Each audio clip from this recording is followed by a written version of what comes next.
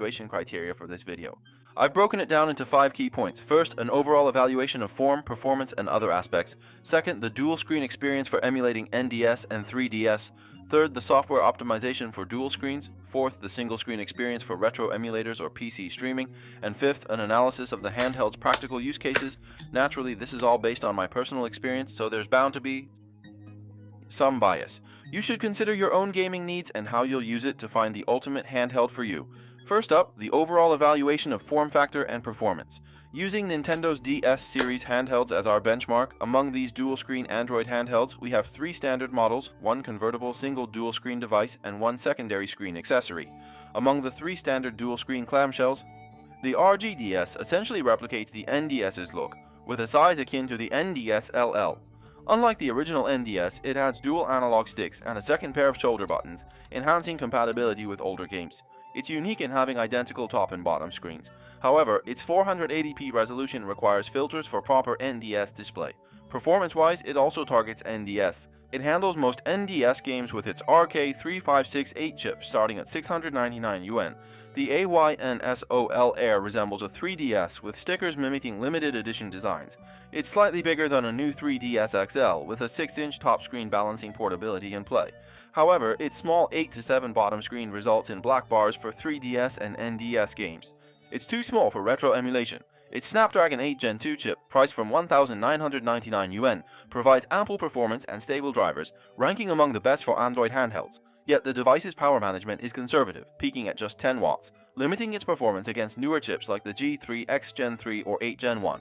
The Pocket DS adopts AYN's dual-screen Windows handheld design, thus as an Android, this handheld is quite large. Yet its screens are also bigger, with a 16:9 top and 4:3 bottom.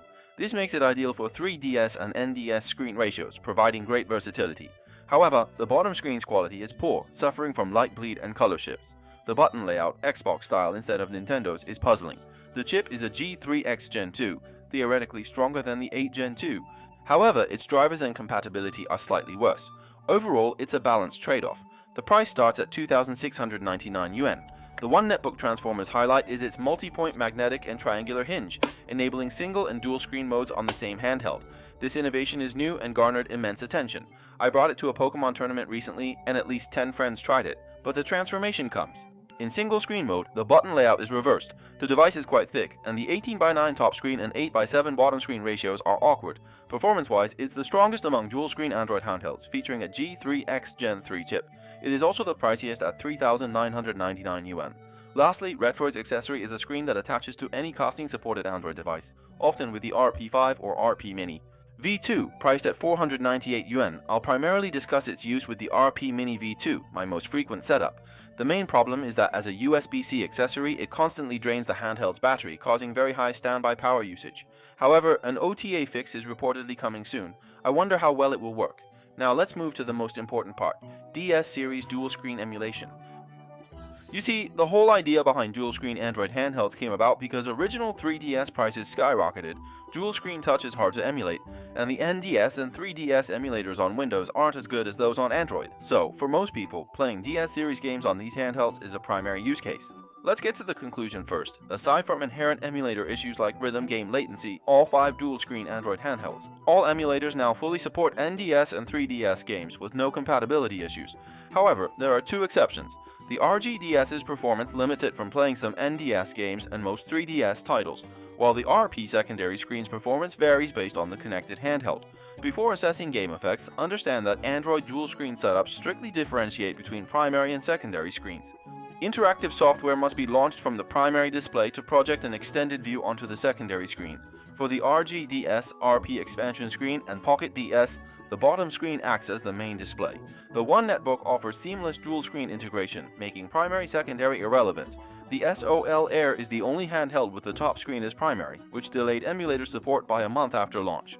Let's check 3DS game performance with Monster Hunter XX. The Pocket DS, SOL Air, and One Netbook achieve smooth 60 frames per second at 4x resolution with shadows. The Pocket DS has an optimal screen ratio, but its button icons are reversed from the 3DS. The G3 X Gen 2 occasionally drops frames in XX, likely due to compatibility. The SOL Air's 8 Gen 2 avoids this, and it's more portable, though its small bottom screen has black bars. The One netbook supports screencasting or uses a single screen with dual screen fusion. The latter can use a dual screen mask to alleviate awkward screen ratios. Other casting solutions only offer single screen masks, making dual screen fusion quite strong. The RP Mini V2 Plus, an expansion screen with Snapdragon 865 performance, only achieves 3x at 60 FPS, but it's enough. This combo's screen ratio is similar to the SOL Airs.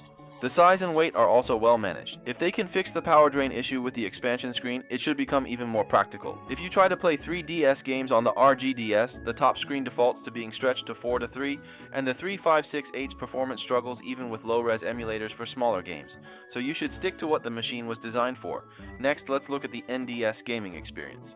You guys might have noticed that the SOL, One netbook, and RP Mini V2 all use the same small 8:7 bottom screen.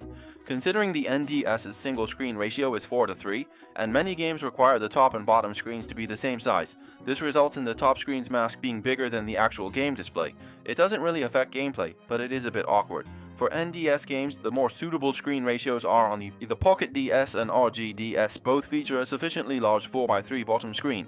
The RG DS, designed for the NDS, has the advantage of identical 4:3 top and bottom screens, and it's also lighter and more compact. However, its 480p screen isn't pixel perfect, requiring filters, and its 3568 chip struggles with certain performance-intensive NDS titles.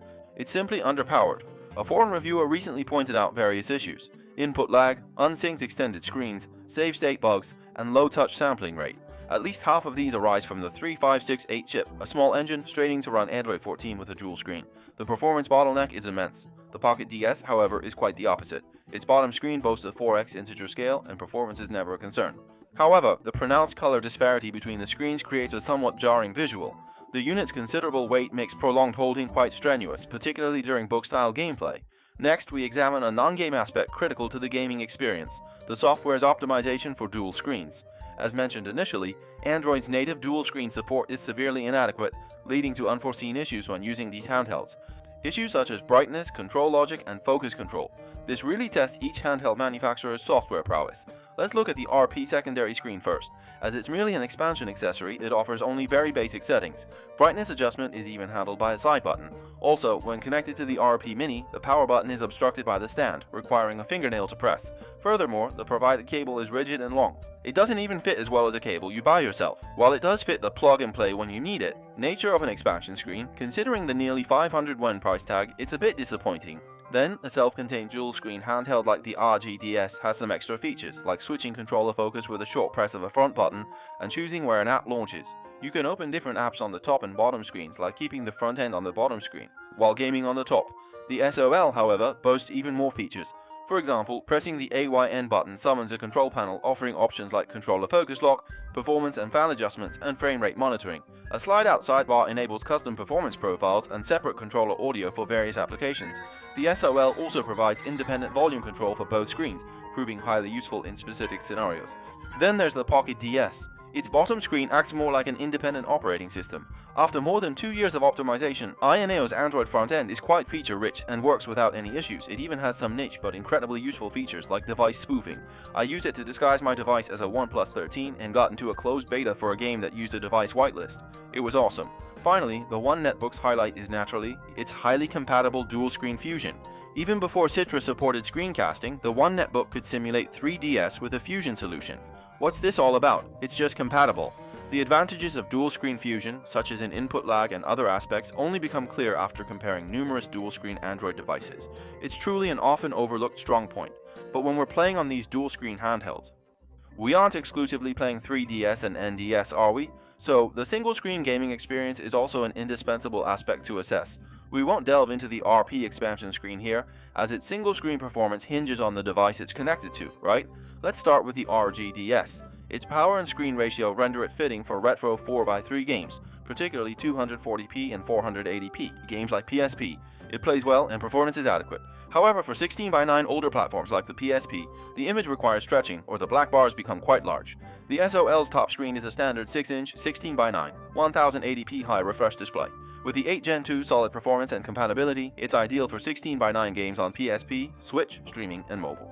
although the 8x7 bottom screen theoretically suited for 10x9 games like GBC and PS2's 4x3, but the screen itself is a bit small. I prefer playing on the top screen with a mask. The Pocket DS might be better for bottom screen use. It's a standard 4x3 screen, 1024x768 resolution, and at 5 inches is ample. But the screen quality is poor, as mentioned, and may affect display. For the one netbook when not using. When you have dual screens, you can transform it and use it in single screen mode. In a way, it's a perfect match. However, there are two issues in single screen mode. First, after transforming, the joystick layout changes from the usual top left bottom right to bottom left top right, requiring additional practice.